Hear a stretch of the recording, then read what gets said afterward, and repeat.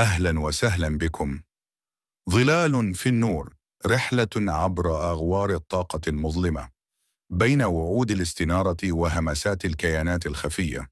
قصة تروي كيف أن البحث عن القوة قد يقود دون وعي إلى أغوار الظلمات، حيث تختلط الحقيقة بالوهم ويتشح النور بدخان الخداع.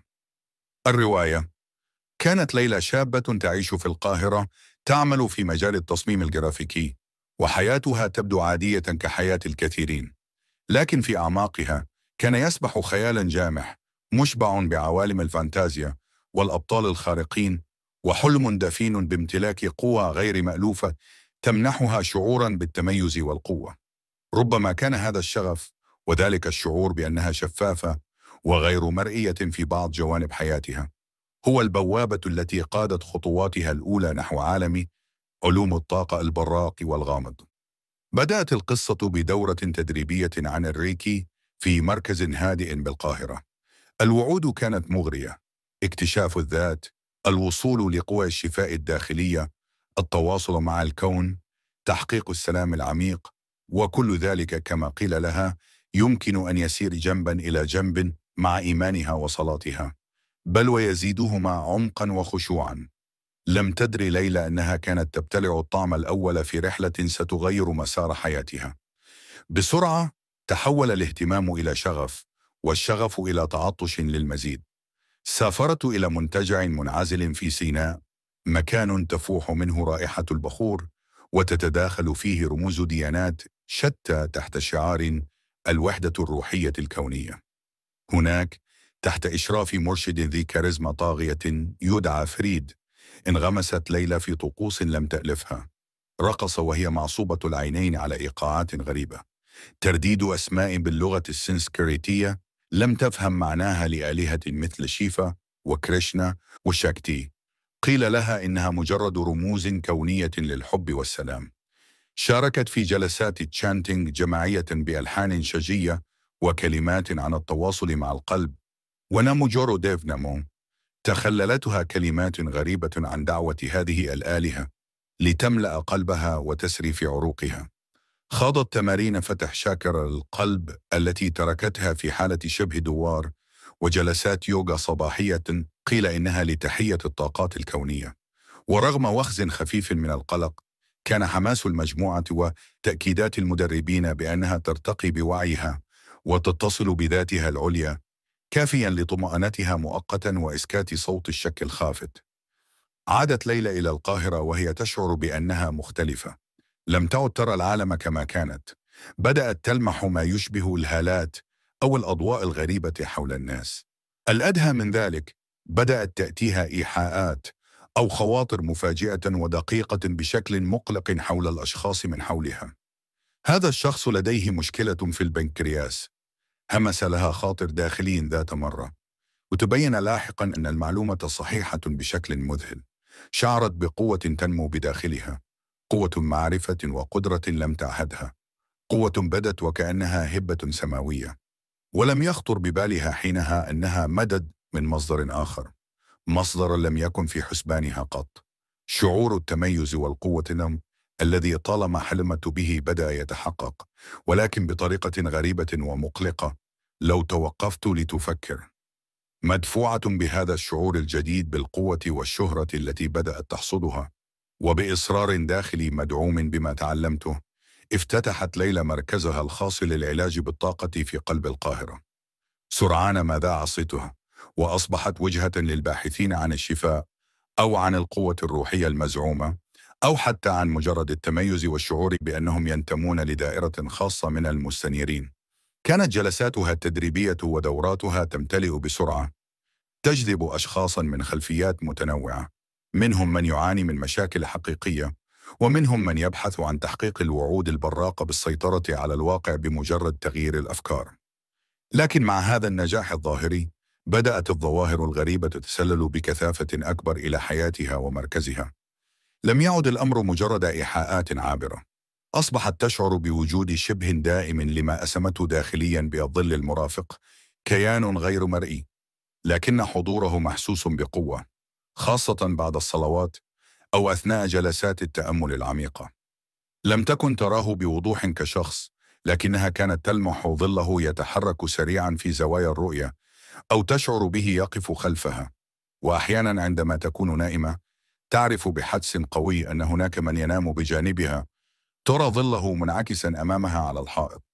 بل وأحيانا تفوح رائحة كبريت خفيفة ونفاذة في الغرفة، علامة كانت تعرفها جيدا بأن هم قد حضروا. هذا الشعور أصبح يترافق مع تنميل قوي في يديها أثناء العلاج، وهو ما أقنعوها بأنه تدفق الطاقة الحيوية الكونية. أصبح الأمر أكثر تعقيدا حين بدأت تتواصل تخاطريا مع مرشدها الأعلى فريد، لتطلب إذنه قبل البدء في موائمة أي متدرب جديد، وهي عملية استدعاء للأجريغور، الكيانات أو الجن كما عرفت لاحقا لربطهم بالمتدرب. لم تقتصر الظواهر عليها. بدأ بعض المتدربين والعملاء يبلغون عن تجارب غريبة. امرأة اتصلت بها مذعورة بعد جلسة موائمة لتقول إنها رأت شيئا طويلا يقف خلف الأريكة في بيتها. آخرون كانوا يشعرون بأيد إضافية تلمسهم أثناء جلسات العلاج، كان أحدهم يمسك بأرجلهم بينما ليلى تعمل على رؤوسهم. ذات مرة قفز رجل من طاولة العلاج وهو يصرخ بأن شيئا يتحرك داخل بطنه.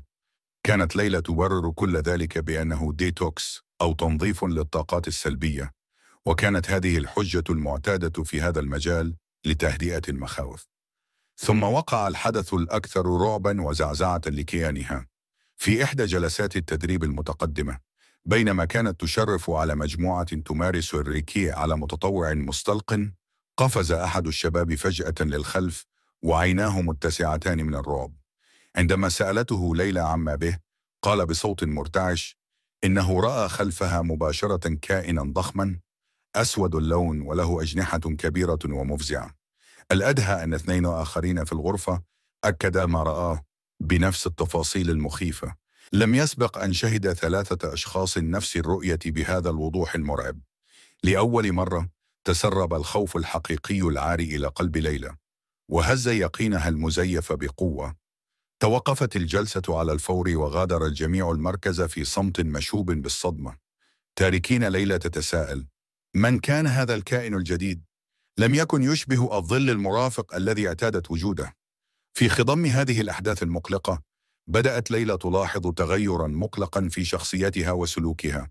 شعور بالاستعلاء المتعجرف بدأ ينمو بداخلها. أصبحت ترى نفسها في مستوى وعي أعلى بكثير من الآخرين، حتى والديها وأصدقائها المقربين الذين عرفوها طوال حياتها. باتت تنظر إليهم على أنهم حبيسو وأناسي الوعي الأرضي أو وعي القطيع، وأنهم لن يفهموا أبدا العمق الذي وصلت إليه هي ومن معها في الرحلة الروحية. تدهورت علاقاتها وزاد شعورها بالعزلة حتى وهي محاطة بأتباع. وبرغم الأموال الكثيرة التي كانت تجنيها من مركزها ودوراتها عبر الإنترنت، شعرت بفقدان تام للبركة. كانت الأموال تأتي وتختفي بسرعة، باستثناء ما كانت تقدمه لوالديها، والذي بدا وكأنه الشيء الوحيد الذي تبقى فيه بعض الأثر الطيب. وسط هذا كله كان صديقها القديم سمير، المهندس ذو التفكير المنطقي والواقعي، يراقب بقلق شديد تحولاتها. حاول هو وزوجته مرارا وتكرارا مناقشتها، التشكيك في حقيقة هذه الطاقة وهذه العلوم. لكن ليلى كانت تصدهم بغرور وثقة زائدة، معتبرة حججهم نابعة من عدم فهمهم ومن وعيهم المحدود. أخيرا وبذكاء منه وبدلا من المواجهة المباشرة التي يعرف أنها ستدفعها للابتعاد أكثر، أهداها سمير كتابين لا علاقة لهما بالدين بشكل صريح. أحدهما يفضح خطط جمعيات سرية عالمية وكيف تستخدم السحر والعلوم الباطنية لتحقيق أهدافها، وربط الأمور بشخصيات تاريخية غامضة مثل هرمس. الكتاب الآخر كان عبارة عن حوار متخيل مع كائن فضائي، والذي للمفاجأة كان يشرح مبادئ كونية ونفسية تتطابق بشكل مذهل مع كل ما تعلمته ومارسته ليلى في عالم الطاقة. هذان الكتابان بالتزامن مع حادثة الكائن المجنح المرعبة وتزايد قلقها الداخلي زرعا بذور شك حقيقية وقوية في عقلها لأول مرة منذ سنوات. جاءت جائحة كورونا ومعها فترات الحجر الصحي الطويلة. كان شهر رمضان، في محاولة منها لتعميق عبادتها والبحث عن الصفاء الحقيقي، كانت ليلى تقضي وقتا أطول في الصلاة وقراءة القرآن. في أحد الأيام بعد أن أنهت وردها من القرآن وجلست في حالة تأمل وهدوء كما اعتادت، حدث شيء غريب ومفزع. فجأة بدأت يدها اليمنى تتحرك من تلقاء نفسها وكأنها مسيرة، تمسك بقلم وتبدأ في الكتابة وتدوين مخطط كامل ومفصل لدورة تدريبية جديدة. تفعيل أسماء الله الحسنى عبر الشاكرات السبع. في تلك اللحظة شعرت بنشوة عارمة، بإحساس أنها وصلت إلى قمة الاستنارة، وأنها تلقت حكمة لدنيا كشفت لها أسرارا كونية، وأنها قد فكت شفرة أسماء الله وربطتها بنقاط الطاقة في الجسم. لكن هذه المرة ومع هذه النشوة كان هناك صوت آخر، صوت داخلي خافت ولكنه واضح، يصرخ بالتحذير ويتساءل: كيف يمكن لأسماء الله العظمى المقدسة أن تربط بهذه الشاكرات ذات الأصول الوثنية الهندوسية والبوذية؟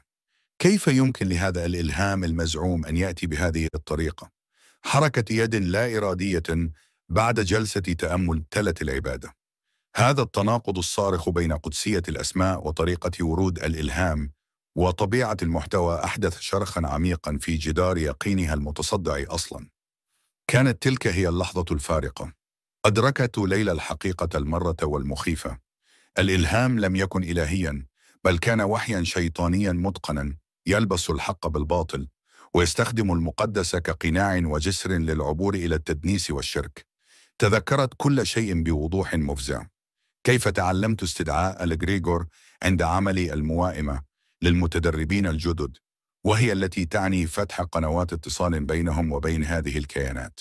تذكرت كيف كانت ترسم رموزا غامضة ومحددة على مناطق الرأس والرقبة والقلب واليدين لدى المتدرب، رموزا قيل لها إنها مفاتيح نورانية، بينما هي في حقيقتها أختام وطلاسم سحرية تفتح بوابات وتكتب عقودا غير مرئية مع تلك العوالم. تذكرت كيف كان يجب عليها أن تأخذ الإذن تخاطريا من مرشدها الأعلى قبل كل عملية، وكيف كان شرطا أساسيا أن ينطق المتلقي بكلمة أقبل، كلمة القبول التي هي بمثابة القربان الذي يفتح البوابة للشياطين. بدأت تبحث بجنون عن حقيقة هذه الرموز التي استخدمتها وعلمتها لسنوات.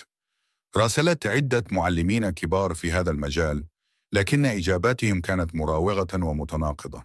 لا أحد يعرف أصلها الحقيقي أو معناها الدقيق. كلهم يرددون أنها رموز نورانية أو قديمة. أدركت أنها وجميع من في هذا المجال كانوا يرددون تعويذات، يستخدمون طلاسم، ويرسمون أختاما شيطانية، ويستدعون جنا وشياطين تحت مسميات براقة ومخادعة: طاقة كونية، نور إلهي، وعي أعلى، مرشدون روحانيون، ملائكة، كينونات نورانية. وتيقنت أن اليوغا التي مارستها وعلمتها بحماس لم تكن مجرد تمارين استرخاء أو رياضة، بل هي في أصلها صلاة وثنية.